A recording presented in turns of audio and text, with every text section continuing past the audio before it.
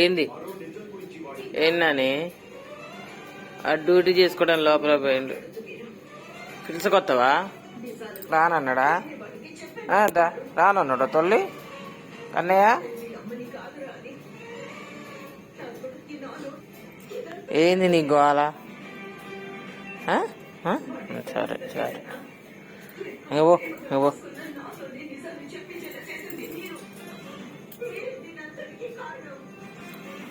పో పో.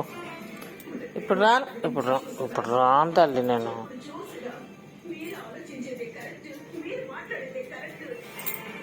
అరే చెప్తే పిసుకుతా, గొంతు గొంతు గొంతు పిసుకుతా దొంగ మొహమ్మ. పో పో రా, ఇప్పుడు రాను. Please please please. నువ్వు ఎంత ఎమ్మటి పడ్డా నా చేత కాదు. పో, ఎడిపోతావు?